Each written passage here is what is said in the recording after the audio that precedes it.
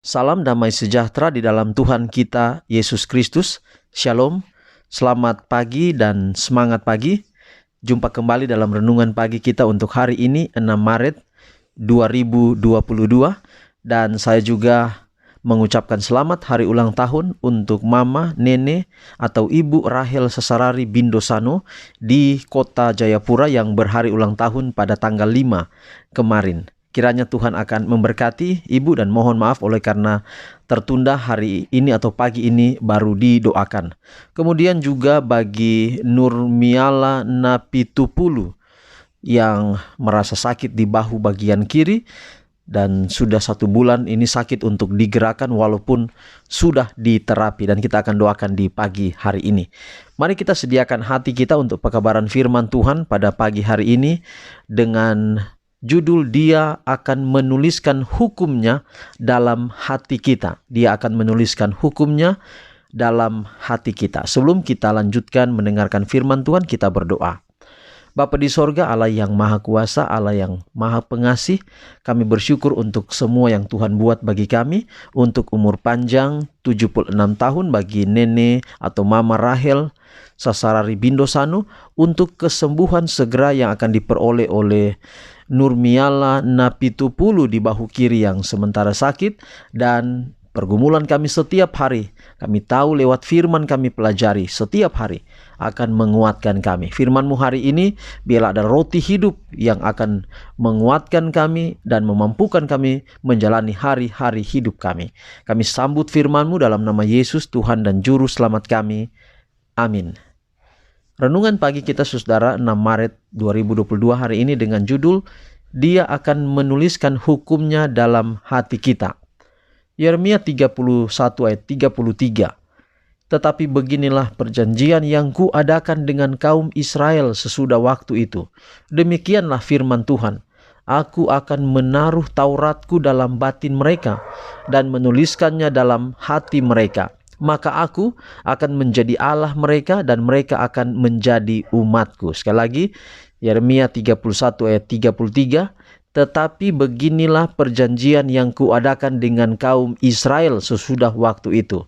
Demikianlah firman Tuhan, aku akan menaruh Tauratku dalam batin mereka dan menuliskannya dalam hati mereka. Maka aku akan menjadi Allah mereka dan mereka akan menjadi umatku. Jadi saudara lihat, perhatikan ayat ini, tanda kita adalah umat Tuhan, tanda hubungan kita umat Tuhan dengan Allah, pencipta dengan Allah, pemilik kita adalah Taurat dalam batin, lalu kemudian Taurat itu dituliskan dalam hati. Taurat atau hukum yang dimaksud dengan firman Tuhan pagi hari ini harus ada di hati, harus ada di batin kita. Dan di sini Tuhan katakan, aku akan menaruh Tauratku. Perjanjian antara Tuhan dengan kita, dengan Israel, dengan kita adalah Tuhan akan menaruh Tauratnya di dalam hati, di dalam batin kita. Judul kita hari ini, Dia akan menuliskan hukumnya dalam hati kita. Hukum yang sama yang diukirkan di atas loh batu. Berarti ini kita ingat cerita Musa, dituliskan oleh Roh Kudus di atas loh hati manusia. Percuma kalau hukum itu hanya ditulis di loh batu, tetapi tidak di dalam hati kita. Gantinya kita berusaha meneguhkan kebenaran kita sendiri, maka kita menerima kebenaran Kristus. Kenapa saudara? Karena dengan hukum akan memberitahukan kepada kita dosa-dosa kita. Dan hukum tidak dapat menebus dosa kita. Dia hanya bisa memberitahukan dosa kita. Kenapa itu harus ada di hati kita? Agar kita tahu mana salah, mana benar. Dan ketika kita tahu bahwa kita ada di dalam kesalahan karena dosa kita lakukan, maka Yesus sudah mengganti, menebus kita dengan darahnya. Jadi kita tidak dapat dibenarkan dengan diri kita sendiri. Maka kita harus menerima kebenaran Kristus. Darahnya menebus dosa-dosa kita. Penurutannya diterima bagi kita. Kemudian hati yang telah dibarui oleh Roh Kudus akan menghasilkan yang namanya buah roh. Jadi karena di dalam hati kita ada penurutan, hati kita dituliskan hukum Tuhan itu, maka akan ada tampil buah. Oleh karena bantuan kuasa Roh Kudus dibaharui oleh pekerjaan Roh Kudus, dan buah itu disebut dengan buah-buah roh itu sendiri. Melalui anugerah Kristus, kita akan hidup dalam penurutan kepada hukum Allah yang ditulis di dalam hati kita. Ingat saudara, untuk menuruti hukum, biarkan Allah menulis hukumnya di dalam hati kita. Setelah memiliki Roh Kristus, kita akan hidup sama seperti Dia. Melalui Nabi, ia berkata tentang dirinya sendiri, "Aku suka melakukan kehendak-Mu ya Allah. Ya Allahku, Taurat-Mu ada dalam dadaku." Dan pada waktu hidup di antara manusia, ia berkata, "Ia tidak membiarkan aku sendiri, sebab aku senantiasa berbuat apa yang berkenan kepadanya." Pekerjaan Allah adalah sama pada segala zaman.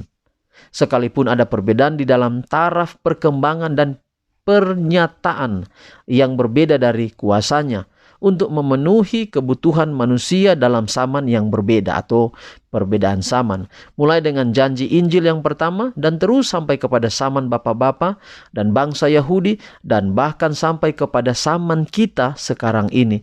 Senantiasa ada pernyataan berangsur-angsur tentang maksud Allah di dalam rencana penebusan. Juru selamat yang dilambangkan di dalam upacara-upacara hukum Yahudi adalah Yesus itu domba, adalah juru selamat yang sama seperti yang dinyatakan di dalam Injil. Awan yang menyelubungi bentuk keilahiannya telah diangkat, kabut dan bayangan itu telah hilang lenyap, dan Yesus penebus dunia telah dinyatakan. Jadi semua simbol domba, semua simbol lambang-lambang di dalam perjanjian lama telah usang, telah hilang, karena Yesuslah simbol yang telah digenapkan itu. Ia yang telah mengumumkan hukum itu dari Gunung Sinai. Ia dan menyerahkannya kepada Musa. Peraturan-peraturan hukum upacara adalah pribadi yang sama yang telah memberikan khotbah di atas bukit. Kalau kita melihat ini, maka inilah kesatuan keseluruhan firman Tuhan, Alkitab. Tidak dapat kita katakan bahwa oleh karena kita di zaman perjanjian baru, kita turuti saja perjanjian baru. Tapi kenapa? Kalau kita bilang kita ini hanyalah perjanjian baru, kenapa ketika Natal kita baca kitab Mika yang menuliskan tentang nubuatan tentang Yesus, bayi yang lahir di Bethlehem, yang kemudian dicatat di dalam kitab Matius. Itu berarti bahwa Yesus ketika datang di dunia ini mempersatukan perjanjian lama dan perjanjian baru. Yang dinubuatkan di perjanjian lama digenapkan di perjanjian baru. Dan yang kita soroti dalam renungan kita hari ini, betapa berkuasanya Tuhan meletakkan hukum di hati kita. Di zaman perjanjian lama kita menuruti hukum, melihat akan hukum itu secara langsung di dalam kita baca, kita dengar. Kalau di zaman bangsa Israel, mereka langsung dengar dari kata-kata ketika Musa ucapkan itu. Tetapi kemudian saudara, di zaman Yesus yang datang menggenapkan hukum itu, Yesus itu yang adalah hukum itu, dia tampilkan hukum itu dalam hidupnya setiap hari, menurut hukum tidak terpaksa, oleh karena hukum itu adalah karena cinta dia kepada Tuhan. Maka kita sekarang ini lebih berbahagia lagi. Kita mengetahui bahwa menurut hukum tidak sulit, kecuali kita mempersulit diri kita sendiri. Allah bahkan telah menulis itu di hati kita. Maka hukum itu sebenarnya simbolnya bukan cuma kita lihat dua loh batu yang dipersatukan, lalu di atas ada gambar seperti lingkaran hati, tetapi betul-betul hukum itu adalah kasih. Yesus katakan, "If you love me, keep my commandment." Jadi kalau kita mencintai Tuhan, kita akan menuruti hukumnya. Jadi dasarnya adalah hukum itu ditulis, hukum itu dapat kita praktekkan, kecuali kasih ada di dalam diri kita. Kasih ada di dalam hati kita. Bukan kasih kita secara manusia, tapi kasih Allah di dalam hati kita.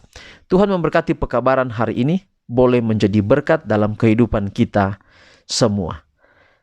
Kita akan tutup mendengarkan pekabaran pagi ini. Mari kita berdoa. Bapa kami dalam sorga, terima kasih ajaibnya firman-Mu yang kami dengarkan pada saat ini. Mampukan kami Tuhan menghidupkan pekabaran ini. Terima kasih karena Engkau menulis Taurat-Mu di hati kami dan meletakkan Taurat-Mu di batin kami. Kiranya ya Tuhan, karena kasih itulah yang akan terpancar dari diri kami, yaitu kasih Allah kepada setiap orang ketika kami menurut kata-kata Taurat, kata-kata hukum-Mu. Maka itu oleh karena kami rindu untuk merespons cinta-Mu kepada kami. Berkati pekabaran hari ini, mengubah hidup kami, menolong kami Tuhan untuk meyakini bahwa mengasihi Allah di dalam konteks penurutan kepada setiap hukum-hukumnya itu akan menghasilkan satu kesejahteraan di hari-hari yang akan datang. Hari ini Tuhan, kami serahkan seluruh keberadaan hidup kami dalam tangan-Mu. Kami juga doakan saudara-saudara kami yang berada di Rusia, yang berada di Ukraina, mungkin di negara-negara sekitar yang di dalam pengaruh peperangan di sana. Tuhan berkati, Tuhan pelihara mereka. Jika mereka kekurangan, Tuhan cukupkan setiap kebutuhan mereka. Ada seorang yang mengusulkan doa oleh karena di bagian bahu kirinya sakit. Tuhan jamah, biarlah kiranya melalui tangan para medis, para terapis, tangan Tuhan bekerja di sana untuk memberikan kesembuhan. Begitu pula dengan Mama Rahel Sasarari Bindosano. Di usia membilang 76 tanggal 5 kemarin, Tuhan juga memberkati. Berikan kesehatan, kekuatan semua keluarga besar Sasarari, keluarga besar Bindosano di mana saja berada. Tuhan memberkati juga Bapak Tony Menufandu. Tuhan juga memberkati. Bapak di surga, inilah doa kami saat tangan Engkau diletakkan di atas kepala kami ya Tuhan. Berkatilah kami dengan janji berkat keimamatan dari sorga. Tuhan memberkati Engkau dan melindungi Engkau. Tuhan menyinari Engkau dengan wajah-Nya dan memberi Engkau kasih karunia. Tuhan menghadapkan wajah-Nya kepadamu dan memberi Engkau damai sejahtera. Terpuji-pujilah nama-Mu ya Bapa. Dalam nama Yesus kami telah berdoa. Amin. Demikian pekabaran hari ini. Terima kasih saudara sudah menyaksikan, sudah mendengarkan. Jangan lupa berikan tekan like dan juga memberikan komentar. Apabila ada usulan doa silakan. Lalu saudara juga jangan lupa untuk membagikan. Yang belum subscribe channel ini, mohon kiranya di subscribe agar channel ini semakin berkembang. Lebih 1000 orang yang menyaksikan setiap hari. Biarlah rahmat Allah menaungi kehidupan kita semua. Apabila ada yang ingin mendukung dalam hal-hal lain juga, kiranya Tuhan akan berkati saudara. Tuhan berkati kita semua pagi ini. Sampai jumpa besok. Shalom.